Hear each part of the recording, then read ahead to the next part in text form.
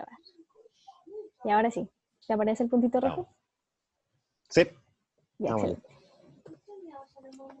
Ya, entonces vamos a empezar con la pregunta 1 de común, que nos habla de los tipos celulares, ¿cierto? Con dos criterios que son el límite externo y la zona en donde se encuentra el ADN. Nos preguntan a qué corresponde el R, el S y el T, siendo el R y el T la zona donde se encuentra el ADN y el S el límite externo de la vegetal. Entonces, tenemos que el R corresponde al nucleoide, porque como sabemos los procariontes, a diferencia de los eucariontes, tienen su ADN disperso en el citoplasma y esa zona se llama nucleoide. Así que ya podemos descartar la letra A, la C y la D. Luego vamos a pasar a la S, que es la que se encuentra aquí en la vegetal. Y esto nos está preguntando cuál es el límite externo. Tenemos en la parte externa de las células vegetales la membrana plasmática, pero la parte más afuera es la pared celular, que está compuesta por celulosa. Así que la S corresponde a pared celular. Y por último, la T nos pregunta cuál es la zona donde se encuentra el ADN en una célula animal. Como una célula animal es una célula eucarionte, se va a encontrar en el núcleo. Por eso es la B. Muy bien. Maravilloso. Ya. ¿Te parece si leo yo? Sí. Perfecto. Bien. En la pregunta 2 nos plantean una situación aquí con un científico, Gurdon, que realizó el siguiente experimento. Perforó la membrana de una célula intestinal de una rana adulta albina y extrajo su núcleo. Y ese es el núcleo donante, le vamos a llamar. Luego destruyó el núcleo de un ovocito de una rana manchada e introdujo el núcleo donante en el ovocito receptor anucleado, el que había destruido el núcleo. Entonces, una vez que incubó este ovocito, abre comillas, ese huevo híbrido se desarrolló, originando un renacuajo, y tras el proceso de metamorfosis, se obtuvo una rana adulta normal y albina. Entonces, según el párrafo anterior, ¿a cuál de las siguientes opciones se asocia la oración entre comillas? Y nos muestra diferentes conceptos del método científico, ¿cierto? ¿Y qué era lo que estaba entre comillas? Cuando nos narraba de qué manera se había desarrollado su experimento, ¿cierto? Lo que nos estaba narrando antes de las comillas era un procedimiento experimental. Entonces podemos descartar la alternativa A porque no se trata de eso. El tema de destruir el núcleo e introducirle el núcleo de otra rana. Y lo que nos está diciendo en las comillas son los resultados de ese experimento. Porque no puede ser una hipótesis porque no está teorizando, nos está diciendo los hechos, lo que ocurrió. Tampoco puede ser una conclusión porque no está concluyendo el por qué sucedió eso, por qué terminamos como resultado con una rana albina en lugar de una rana manchada. Y tampoco es una teoría porque, al igual que el tema de la hipótesis, tampoco está teorizando nada, no está suponiendo nada, está diciendo hechos. Por ende, sería la alternativa D. Ya. Bueno, recuerden que cualquier cosa nos pueden ir diciendo en el chat, pero nosotros vamos a ir pasando y pasando las preguntas porque igual ustedes ya la vieron, así que solamente estamos viendo cuáles son las correctas. ¿Ya? Bien. Ya, dice, a diferencia de los hidratos de carbono, las proteínas presentan CHIO, que son carbono, hidrógeno y oxígeno. No, eso no es una característica exclusiva de los hidratos de carbono o carbohidratos. Dice que forman parte de la membrana celular. Ambos pueden formar parte de la membrana celular. Recordemos que esta está compuesta por fosfolípidos, por algunas proteínas y también por hidratos de carbono. Poseen enlaces covalentes en su estructura, no es una diferencia. Pueden catalizar reacciones químicas. Ahí sí, esa es la correcta. Y dice proporcionan energía al ser metabolizadas. Ambas pueden proporcionarnos de energía, pero son como principalmente los hidratos de carbono, porque son los azúcares. Muy bien. Como decía la Magda, todas las demás alternativas, a diferencia de la D, corresponden a similitudes que tienen los hidratos de carbono con las proteínas. Y de hecho la E se podría interpretar, como decía, con algo que es propio de los hidratos de carbono en lugar de las proteínas. Entonces ahí también hay que tener ojo con el enunciado. Entonces nos dice, a diferencia de los hidratos de carbono, algo propio de las proteínas, o sea, las proteínas que catalizan reacciones químicas, gracias a su capacidad enzimática, ¿cierto? Entonces, alternativa D, muy bien. Luego, pregunta 6. Nos dicen, una mujer sana desea usar un método anticonceptivo que, además, contribuye a disminuir el sangrado menstrual. ¿Cuál de los siguientes métodos debiese elegir? Entonces, nos dan diferentes métodos anticonceptivos femeninos que podría utilizar, y entre ellos, por ejemplo, el ¿Cachai más o diafragma, menos como? ¿sí? Ya, Que de los que están acá, por ejemplo, podríamos descartar al tiro tanto el diafragma como la T de cobre porque no tienen incidencias en lo que es el sangrado menstrual. En cuanto a la jalea espermicida, al ser un método químico, tampoco tiene ninguna incidencia. Nos quedaría la ligadora de apiductos y la progestina inyectable. La progestina inyectable es un precursor hormonal, ¿verdad? Por ende, tendría como consecuencia, una de sus consecuencias sería disminuir el sangrado menstrual. así es. Bueno, eso como lo principal es lo que se tienen que fijar, como que si nos habla del sangrado menstrual, estamos hablando de hormonas.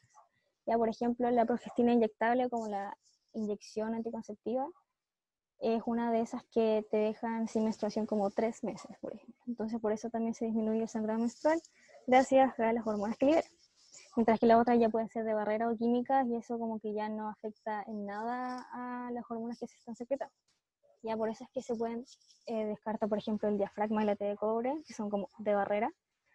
Y la ligadura de oviductos ya es como, no tiene nada que ver con la hormonal, porque tú igual vas a ovular, pero la gracia de eso es que no llegue el ovocito al lugar correspondiente para poder fecundar. Y bueno, el Claro, espermicida es como el que mata a los espermios, no tiene nada que ver con lo otro. Así que sí. Ahora, si tuviéramos que decir por qué surte efecto esta progestina inyectable, es porque deja altos los niveles de progesterona, ¿cierto?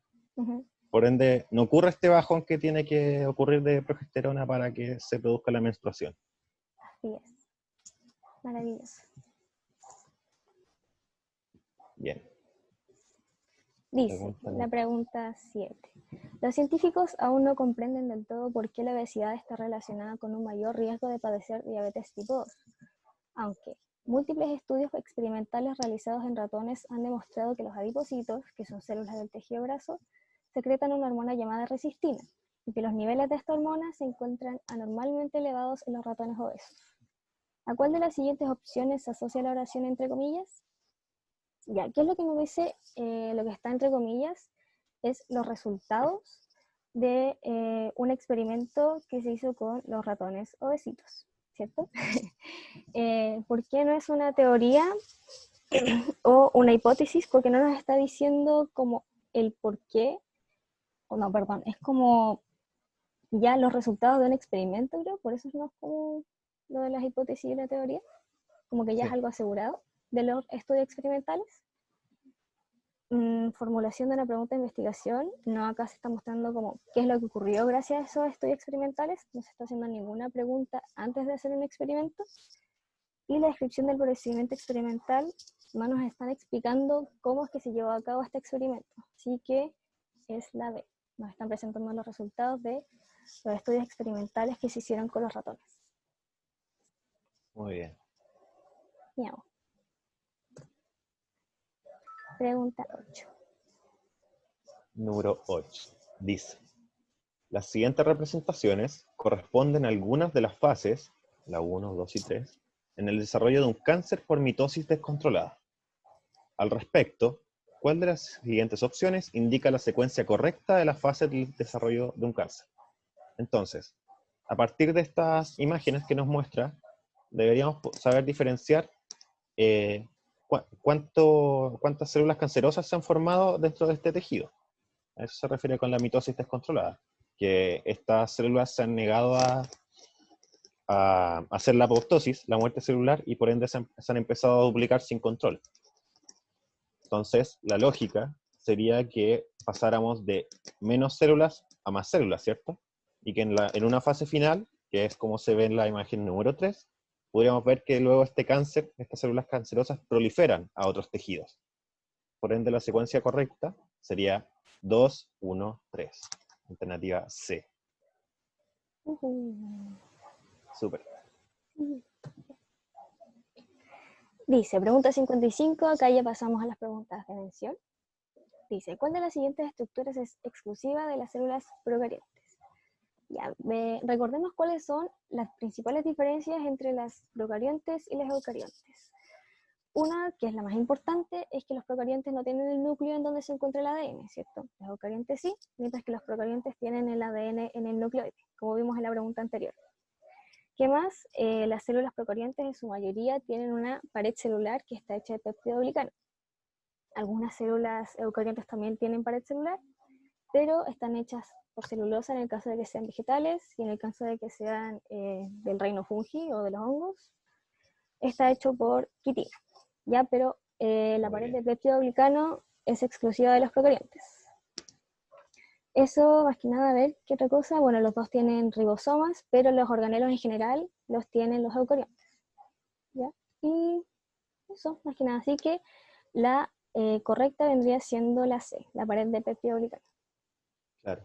Sabéis que aquí necesito hacer una acotación porque está bien que hayamos pasado las preguntas de mención, pero no recuerdo haber visto que la pared de procarionte tenía peptidoglicano en el colegio.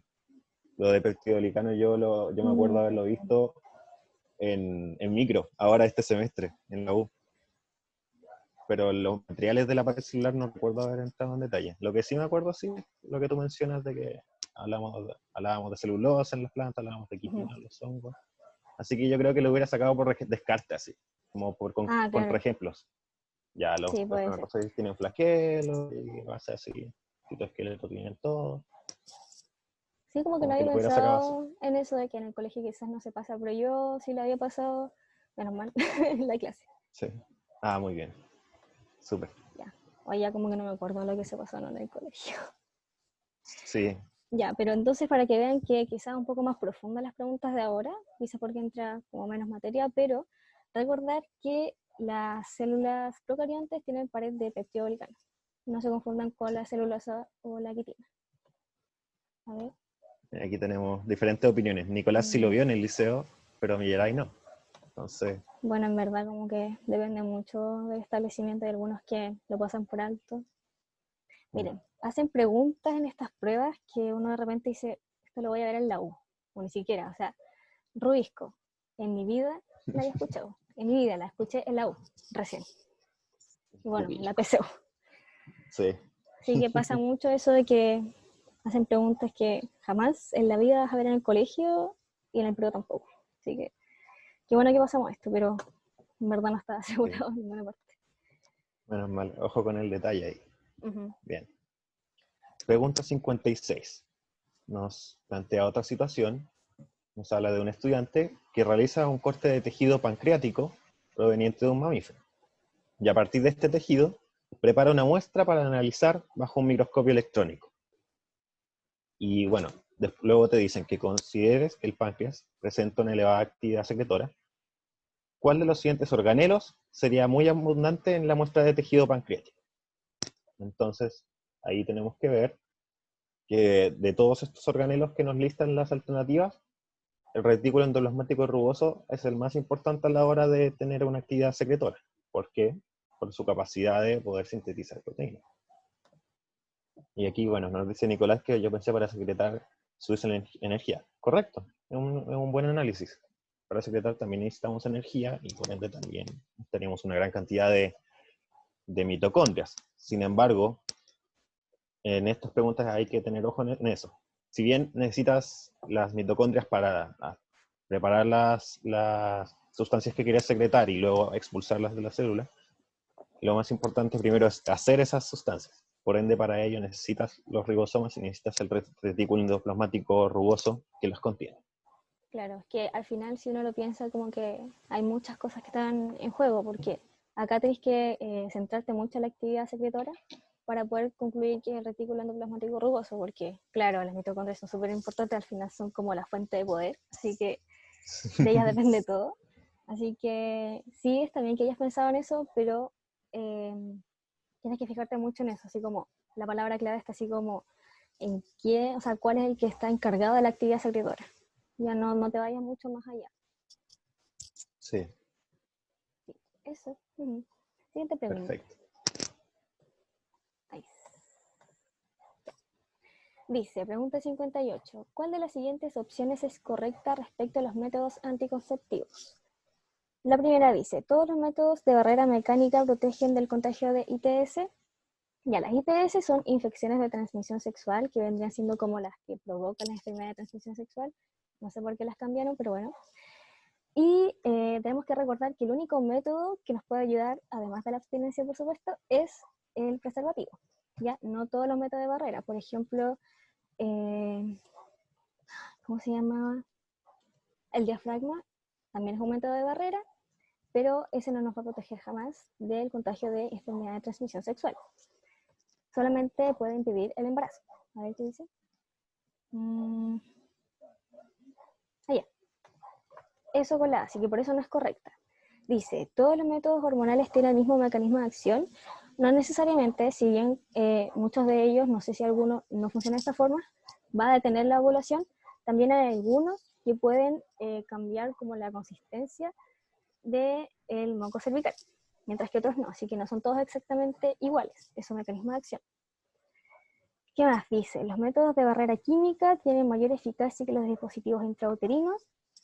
No, pensemos por ejemplo en los espermicidas, que es un tipo de barrera química, y como habíamos visto antes tampoco es muy efectivo, así que no podemos como tener comparación entre eso y el DIU, o el dispositivo intrauterino, que es bastante efectivo, así que definitivamente no. Dice, los métodos naturales contienen una mayor eficacia cuando se usan combinados entre ellos. Sí, bueno, yo les había dicho que estos métodos no son como muy confiables en realidad, pero si uno los ocupa combinados, obviamente hay mayor eficacia. Ya si combinamos, por ejemplo, el del calendario con el del moco cervical, con el de la temperatura, podemos tener mayor certeza de cuándo nosotras vamos a ovular. Así que eso sí es correcto.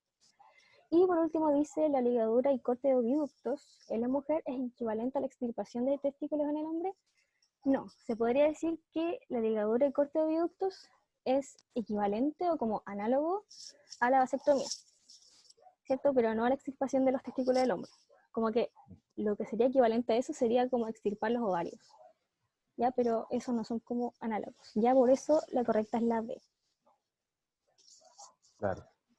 Y en caso contrario, si quisiéramos algún equivalente a la ligadura de oviductos, sería una vasectomía. Un corte de los tubos seminales. Así que no, la E no sería correcta. Muy bien. Los conductos diferentes. Ay, okay, ahí sí. Correcto. Ya. Pregunta 60. Nos dice, cuando las paredes de las arterias carótidas y aortas se distienden, se envían señales al sistema nervioso central, generándose un descenso en la frecuencia cardíaca que provoca el retorno a la presión arterial normal. ¿Cómo se llaman los receptores que captan esta distensión? Entonces, nos piden receptores que sean capaces de detectar cambios en presión, ¿cierto? Nos piden, por ejemplo, receptores capaces de detectar cambios en cantidad de luz, por ende descartamos fotorreceptores. Tampoco nos piden cambios en la concentración de algo, por ende tampoco sería quimioreceptores. Y tampoco está cambiando la temperatura dentro de las paredes de estas arterias, por ende tampoco serían termorreceptores. Yes. Los receptores que sí se dedican al tema de la presión son los varoreceptores. Ya, yo les fallé en este punto porque esto es como más profundo de lo que yo esperaba, así que en eso me mató la prueba, lo siento mucho. Pero esto es como parte del sistema nervioso central, como dice la pregunta, pero les voy a hacer como un pequeño resumen sobre estos receptores. Como sabemos, el sistema nervioso funciona a través de los estímulos, ¿cierto? Y estos estímulos son captados por distintos receptores. Ya, dependiendo de qué tipo sea el estímulo, va a responder distintos receptores. En el caso de que nosotros tengamos que responder a un estímulo que tenga que ver con sustancias químicas, van a responder los quimioreceptores. no es tan difícil de olvidar porque como que el nombre lo dice. En el caso de que nosotros tengamos que recibir algún estímulo con la luz, como dijo el Jorge, vamos a utilizar los fotorreceptores, que generalmente se encuentran en la retina. Los nociceptores son aquellos que van a como captar el dolor, ¿ya? Por eso es como nociceptor de nocivo, ¿ya? Para que se acuerden de eso. Los baroreceptores, tal como dice esta pregunta, como que no va mucho más allá, es el que va a captar los cambios en la presión arterial. Los termorreceptores, los cambios en la temperatura. Y hay otros que se llaman mecanorreceptores, que son los que van a captar cualquier cosa como relacionada con el tacto, como por ejemplo la presión o la vibración. Ya, no sé qué tan profundo se vaya esta prueba, no creo que les pregunten así como las células específicas de los receptores, si no me voy a morir, pero yo creo que eso es suficiente. No sé si tengan que saber mucho más que eso. ¿Ya? Así que es como muy esperable que se equivoquen en este tipo de preguntas porque yo no lo pasé. Ya lo siento mucho. Así que eso. Siguiente pregunta. A ver. Sí, los baroreceptores detectan cambios de presión. ¿No dije eso? No, sí lo dijiste. Ah, ya. Era para contestarle por el chat por si no estaba, Ya. escuchando ahí. Pregunta 62 dice, ¿qué efecto producirá el aumento de la duración de la corriente de entrada de sodio durante el potencial de acción? ¿Habías visto el potencial de acción, verdad? Sí. Ah, ya. Ya, entonces el potencial de acción se lleva a cabo con el cambio en la polarización, que tiene que ver con la entrada de sodio y posteriormente la salida de potasio. Ya, entonces el aumento de la duración de la corriente de entrada de sodio va a conllevar que aumente también la duración del potencial de acción. Eso no me acuerdo mucho más de eso. Así que si quieres decir Bien. algo más. Sí, claro. Podemos ir analizando las alternativas para ir descartando. No sé si se acordarán, chiquillos, del gráfico con el cual se representa el potencial de acción, pero acá nos hablan de las diferentes etapas que conlleva, tanto como una hiperpolarización, luego una despolarización, y bien, si se acuerdan de eso, ustedes sabrán que si aumenta la duración de esta corriente de entrada, aumenta en duración en el tiempo, ¿qué va a hacer esta entrada de sodio? Va a permitir que aumente la duración también de este potencial de acción. Va a permitir que esa subida de voltaje de la que hablábamos se mantenga constante, a diferencia de que si esa entrada de sodio se cortara súbitamente, ¿cierto? Y entraran en acción los canales de potasio, el efecto sería más corto. Entonces ahí podríamos ver que lo que produce este aumento en la duración de la entrada de sodio es un aumento en la duración también del potencial de acción. Mantiene este potencial de acción, este voltaje alto. En cuanto a las demás alternativas, en verdad son distractores. No tienen nada que ver con la situación, con el efecto que nos están narrando. Ya. Entonces, siguiente pregunta. Bien, pregunta 63. Nos dicen, si experimentalmente se modifica la concentración de algunos iones involucrados en la sinapsis, ahí entramos al sistema nervioso, ¿cuál será el efecto de la disminución a la mitad del ion calcio extracelular en un terminal sináptico? Veamos. Nos habla primero de un aumento en la recaptación de los neurotransmisores. Ahí no tiene nada que ver, porque si no disminuye el calcio no podría ocurrir un aumento en la recaptación de estos neurotransmisores. Luego nos hablan de una reducción de la cantidad de los neurotransmisores liberados, lo que es correcto, porque para que estos neurotransmisores sean liberados se necesita la presencia de este ion calcio. Sin embargo, si nos hablan de una reducción de la síntesis de los neurotransmisores, esto es falso, porque los neurotransmisores se van a seguir sintetizando, independiente de que esté el ion calcio o no. El ion calcio lo que permite es que se liberen los neurotransmisores de la célula presináptica a la postsináptica. Luego, en la alternativa D, nos hablan de que se podría reducir la cantidad de enzimas que regradan neurotransmisores. También es falso porque el ion calcio no tiene incidencia en lo que son las enzimas. Y finalmente nos llega a hablar de un aumento en la formación de vesículas sinápticas, lo que también sería falso porque no podríamos formar más vesículas, o en realidad sí se podrían formar, pero daría lo mismo, el número se mantendría constante ante una disminución del ion calcio. El ion calcio tiene incidencia solamente en esta cantidad de los neurotransmisores liberados. Y si este ion calcio no, disminuye a la mitad en el medio extracelular, esa diferencia de voltaje que necesitábamos va a ser menor, y por ende se va a reducir la cantidad de neurotransmisores que van a pasar de una célula a otra. Ahí estaría la razón, en verdad. Excelente. Pregunta 64. Nos dice, el reactivo de Biuret es un compuesto de color azul que en presencia de enlaces peptídicos cambia a color violeta. Si se agrega reactivo de Biuret a 3 tubos de ensayo con las sustancias indicadas en la tabla, bajo las mismas condiciones experimentales, ¿en cuál de los tubos se observará cambio de color? Ya, entonces, si nos dicen presencia de enlaces peptídicos, ¿en qué vamos a pensar nosotros? En como un conjunto de aminoácidos.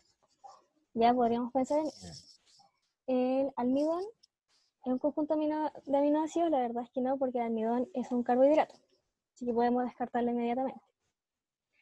La metionina es un aminoácido, pero es como solamente una cosita, y necesitamos muchas cositas para poder formar enlaces. Así que también lo vamos a descartar, y bueno, también como por descarte pueden concluir que es la ovoalbúmina, que yo no la conozco, pero yo podría decir ya, igual sí, no solamente por descarte, porque además termina en ina, que no sé si sabían eso, que también es como un truco para saber que es una proteína, o está relacionado con las proteínas, y que termina en ina. Muy bien. La ovoalbúmina, como bien dice su nombre, es la proteína del huevo. Está presente sobre todo en la clara. Entonces, como esta proteína es harto más compleja que la metionina, que es solo un aminoácido, como decía Magda, existirá presencia de estos enlaces peptídicos. Como en la metionina solo teníamos un aminoácido suelto, no hay enlace, porque no hay más de uno. En cambio, la ovoalbúmina es una proteína mucho más compleja. Entonces ahí el reactivo de Biuret entrará en acción y nos mostrará ese color violeta.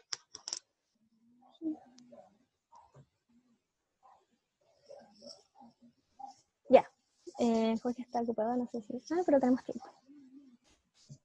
No te preocupes. Ahora sí. Ya. Pregunta 67. Nos muestran aquí un esquema que, como lo reconocerán ustedes, es un cromosoma metafásico, o sea que está en la etapa de la metafase con sus estructuras indicadas con número del 1 al 5. Bien.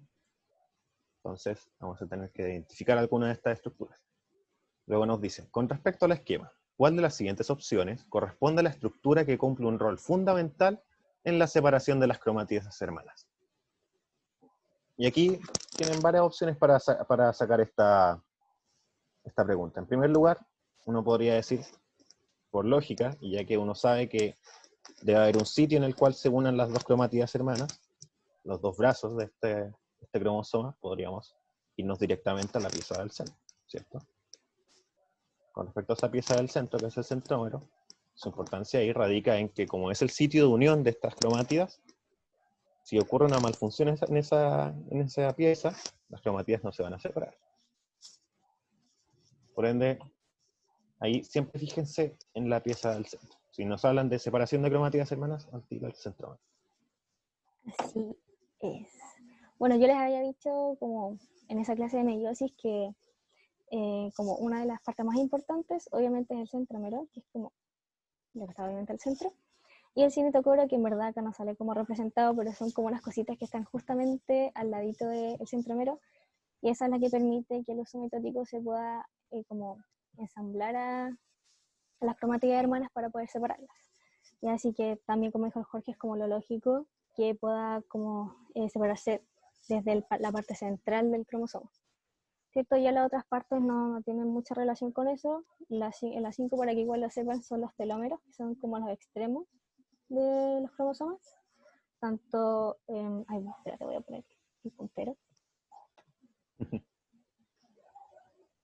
Ya. telómero vamos a encontrarlo aquí, aquí, aquí y aquí. Y como dato, estos se van acortando cada vez que hay división celular. Por eso los que son más viejitos son más cortitos. El 1 y el 4 yo creo que están representando los brazos. Cada uno de estos, aquí hay un brazo, otro brazo, estos son los brazos cortos. Acá hay otro brazo y otro brazo, esos son los brazos largos. Aquí está representando al centrómero. Y yo creo que también podría representar a los cinetocoros, que son los que están al ladito del centrómero. Y esta es una banda, que es en donde se van a encontrar los genes. Eso, por si es que, no sé, Muy bien. les preguntan otra parte del cromosoma. Sí. Bueno, respecto al dibujo en sí, podrían haberles mostrado cualquier forma de cromosoma. No sé si recuerdas haber visto las distintas formas de cromosoma, algunos que tienen brazos muy largos, otros que los tienen casi iguales. Esta tiene los brazos largos un poquito más largos que los brazos cortos. Y hay otras que incluso tienen el centrómero muy arriba y casi ni hay brazos cortos. Sin embargo, en cualquiera de esos casos, siempre nos vamos a ir al centrómero cuando necesitemos separar estas cromátidas hermanas. Exacto. Maravilloso. Y bueno, como que dependiendo de eso, de qué tan largos sean los brazos, en dónde esté ubicado el centrómero, a partir de eso se va a hacer el cariotipo, ¿cierto? Porque se van ordenando en pares como por tamaño y dónde está el centrómero. Ya no es que sean todos exactamente iguales, los cromosomas. Sí. Eso, creo yo que tiene que saber. 68. Ya. Una enfermedad genética se debe a la presencia de un alelo alterado, que es dominante respecto al alelo normal. ¿Cuál de las siguientes afirmaciones es correcta respecto a los gametos producidos por una persona que presenta el alelo alterado y el alelo normal? Ya, si estamos hablando de gametos, estamos hablando de meiosis. Ya, si estamos hablando de meiosis, vamos a tener como resultado células haploides, que tienen solamente un juego de cromosomas, 23. ¿Ya? Entonces, esta persona va a tener gametos, por supuesto, y los gametos van a tener solamente la mitad. Y al tener la mitad, vamos a tener la mitad de los gametos con un alelo alterado y la otra mitad con el alelo normal. ¿Ya? En el caso de que fuera células de cualquier parte del cuerpo, que son las células somáticas, ahí ya podríamos tener de ambos alelos, porque tenemos los dos juegos de cromosomas. Pero acá tenemos los gametos que van a tener solamente 23 cromosomas, van a ser haploides, y es por eso que solamente la mitad va a tener el alelo normal y la otra mitad va a tener el alelo alterado. Bien. Se me quedó pegado eso, ya. No cachaba que se podía hacer lo del puntero. Sí, a ver, espérate.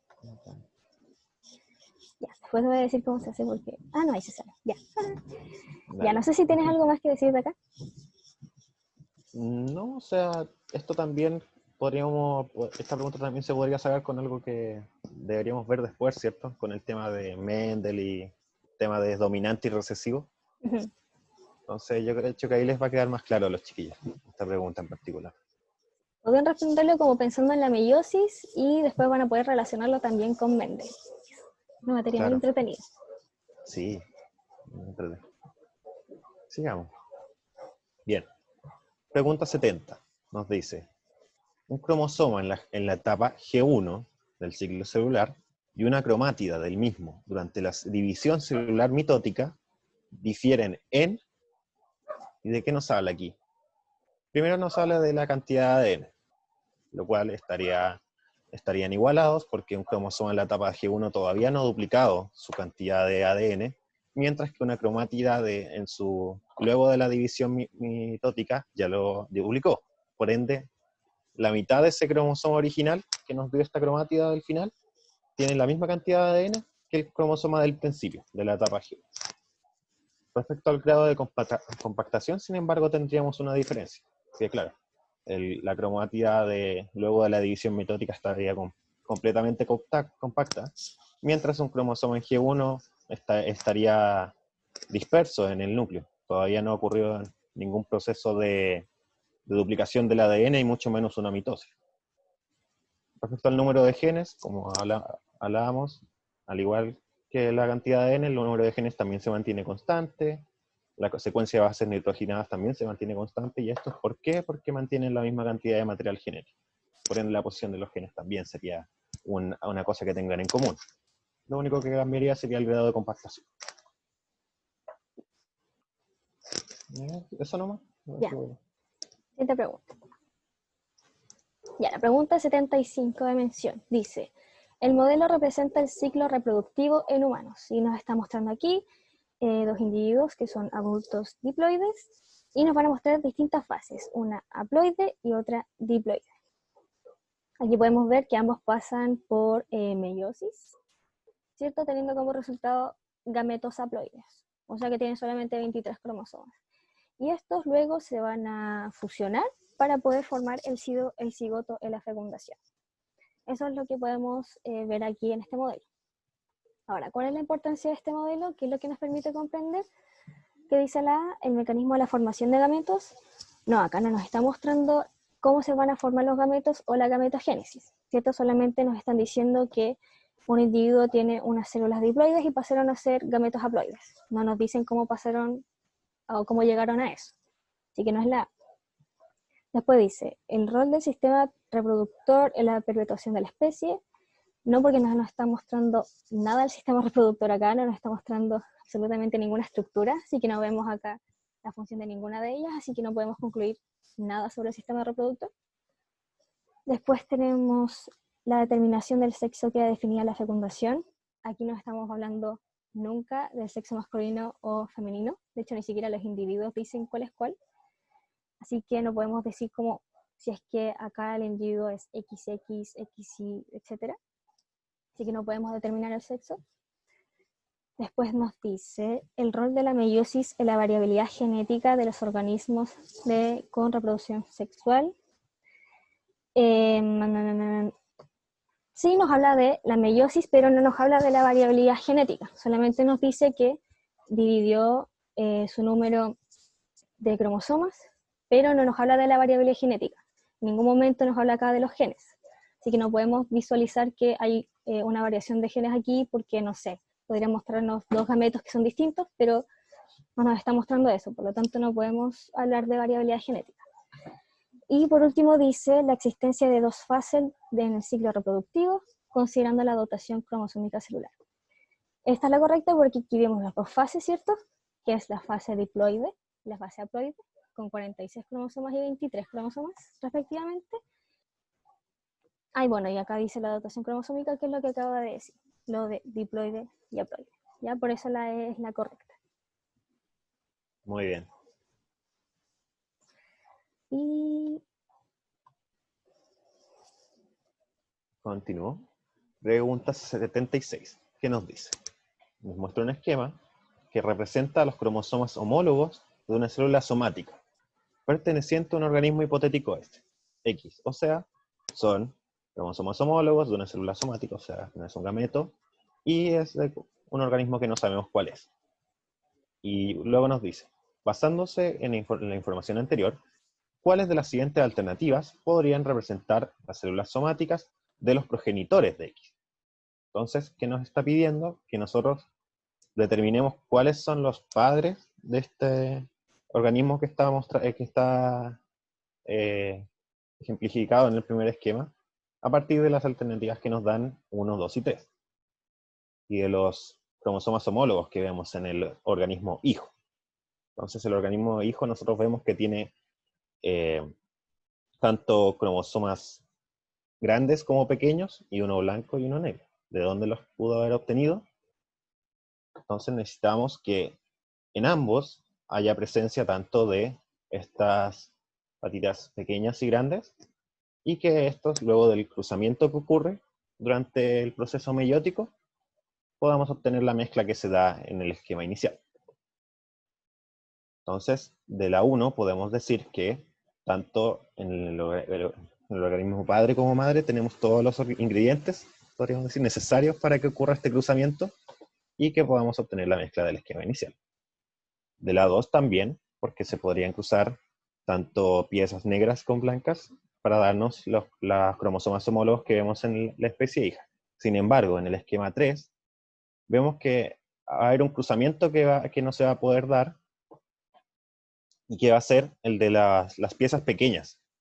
No sé si se habrán fijado, pero las piezas pequeñas en ambos organismos son negras. Y luego eso da como resultado a un organismo que tiene una pieza blanca y una pieza negra. Entonces, esa pieza blanca pequeña no tendría de dónde salir, ¿cierto? Con esa pieza me refiero a esa cromátida que vemos en el organismo hijo, que tiene una cromátida blanca chiquitita y una cromátida negra chiquitita. Y los padres solamente tienen cromátidas negras chiquititas. Entonces, ahí podemos ver que la pareja número 3 no podría ser padre del organismo inicial. La alternativa correcta sería solo 1 y 2. Sí. Tenemos que Súper. recordar que en la meiosis estos cromosomas se pueden como dividir en células de forma desordenada. O sea, puede irse este con este con este. Así que lo único que tienen que ver es que entre los dos haya mínimo uno grande blanco, uno pequeño blanco y lo mismo con los negros. Y ahí van a decir como, ah, ya, este sí se puede, este no se puede. Y listo. Claro. Excelente. Súper. Y se acabó. Estamos listos. Ya, fue bastante rápido, así que preguntas, comentarios, lo que sea. No sé si quisieran revisar alguna otra pregunta que nos abarcamos durante este PPT.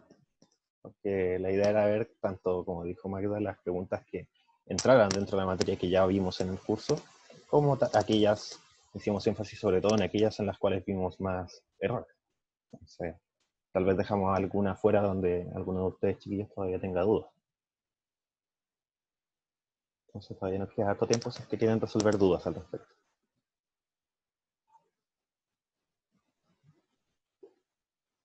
Vamos.